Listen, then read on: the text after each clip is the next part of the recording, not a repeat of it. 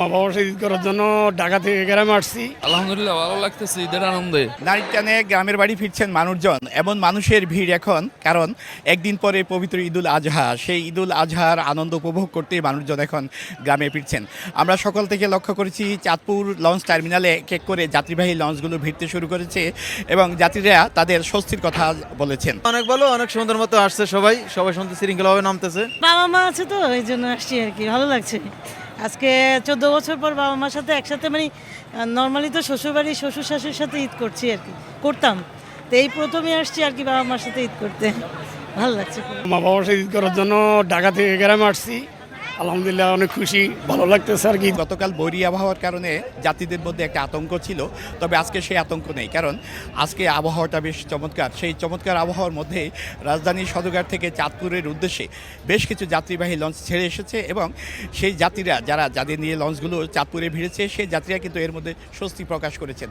তারা বলছেন ঈদের আনন্দ তারা ভাগাভাগি করতে স্বজনদের কাছে ফিরে এসেছেন, তবে আবার একইভাবে তারা কর্মস্থলেও ফিরে যেতে চান। কার কাছে শিখলাম?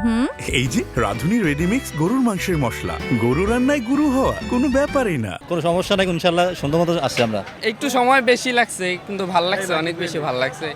আমরা ফ্রেন্ডরা সবাই একসাথে আসছে ঈদের আনন্দ উপভোগ করার জন্য, ভালো লাগছে। কোনো সমস্যা হয় না, আসতে কোনো বৃষ্টিও হয় না আর বাতাসও হয় না, তোমার হয় না, এই জন্য খুব আনন্দিত হইলাম। আজকে আমরা সম্পূর্ণ যাত্রীদের নিরাপত্তা দিয়েছি এবং এইগুলো গেটগুলো যাতে সবগুলো যাত্রীরা সুন্দরভাবে চলাচল করতে পারে সে ব্যাপারে আমরা সার্বিক ব্যবস্থা নিয়েছি। আমরা যাত্রী পারাপারের জন্য সার্বক্ষণিক ব্যবস্থা গ্রহণ করছি। আর আমাদের, আপনারা জানেন যে আবহাওয়ার একটু সমস্যা আছে, আমরা ইনশাল্লাহ আমাদের গতকাল একটু সমস্যা ছিল, আমরা সকল ধরনের আমাদের ইনফ্রাস্ট্রাকচারটা আমরা আবার নতুন করে সব রেডি।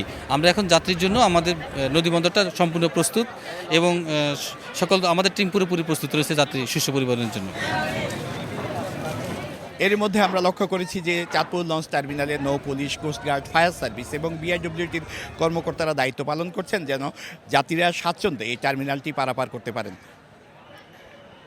ফারুক আহমদ, সময় সংবাদ, চাঁদপুর।